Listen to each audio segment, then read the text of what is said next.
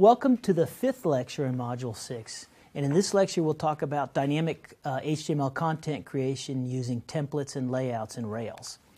Now, the controller and view in the model view controller design pattern are very tightly coupled. So recall that the controllers supply data to the view, and that controller actions are very commonly the targets of the links that you find in your Rails views. Now, in Rails, a controller makes every single instance variable that it creates available to its associated view file. In other words, think back. All of the posts are retrieved as a part of the post controller index method, and they're stored in this @post array. Then, when you move over to the app views index.html file, that same posts variable is available to the view. So here we see it on the very first line, @post.each. That's an iterator. Notice that there's an angle bracket, a %sign, and then a close angle bracket and a %sign. That's embedded Ruby.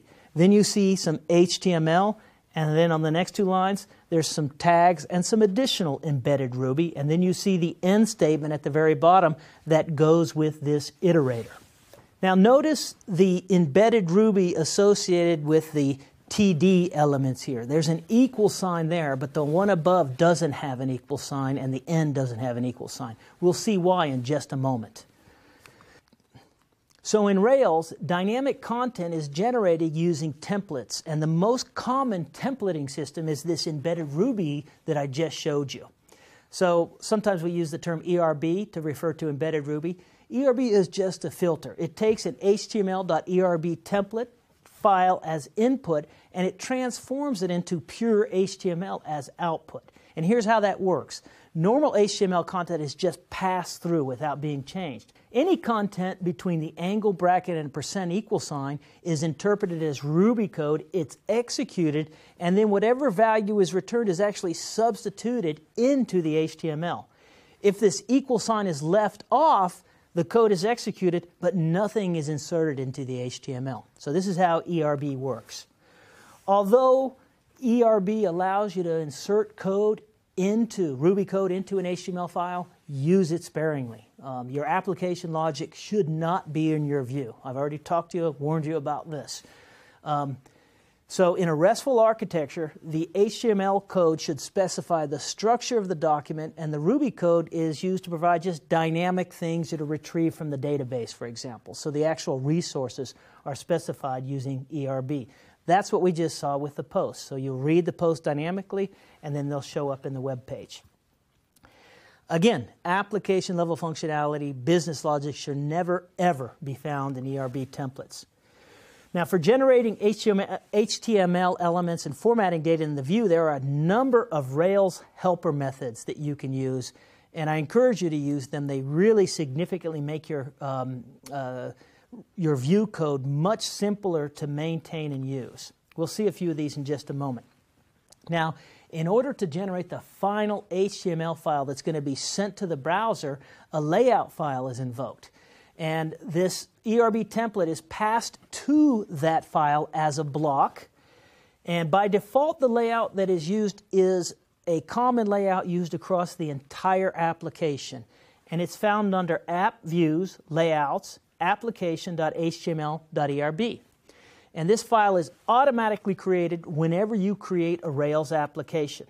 Now, what's the advantage of layouts? Well, by putting all of this common information in one file, you can change that one file and the entire website, every single page on that website changes accordingly.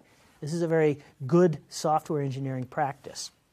If you want to have different layouts for different parts of your site, you can create specific layouts for those specific parts of your site. And the way you do that is you name the layout the same name as your controller that you want to associate it with, and you place it in that same layouts folder that application.html.erb is found in. So as an example, if you wanted to create a layout for your posts, you would call it posts.html.erb, and here's where you would put it.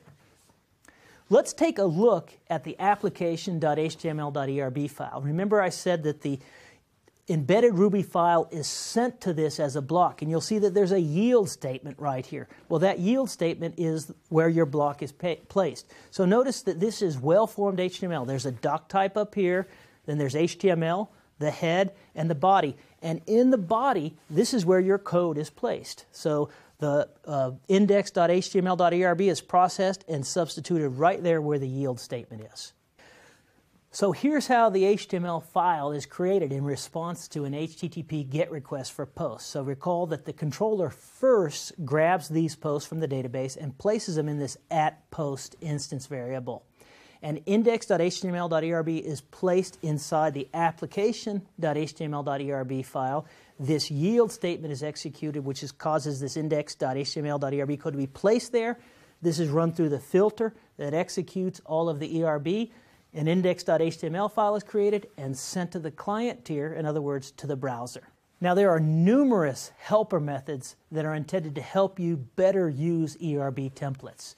We saw a few of them in the application.html.erb file. For example, this style sheet link tag is a helper method that's HTML uses to generate links in the header. The JavaScript include tag is used to create a link to a JavaScript file. And then the CRSF meta tag is included to prevent cross-site scripting attacks. Let's take a look at some of the helper methods that are available to you in Rails, in particular the ones that you can use in your views. And here I've gone to the Ruby API, so go to api.rubyonrails.org/classes/action-view/helpers.html. Or just do a Google search on Rails Guide Action View, and this should come up as one of the first items. And let's take a look at some of these. Here's the form helper. We already saw a bunch of these in the previous lecture. Let's take a look at these. And you'll see there's a good description here about form helpers. They're designed to make working with resources much easier compared to working with plain vanilla HTML.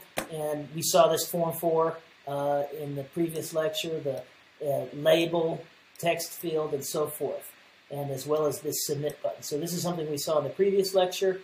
And what's nice here, it shows you the HTML that it generates, that Ruby code generates. And there's a bunch of additional information here, and here you've got all the various methods that are available to you. And so we've seen label, we've seen a number of these things. So I encourage you to read through this and understand how these various helper methods will work for you. Let's take a look at a few others.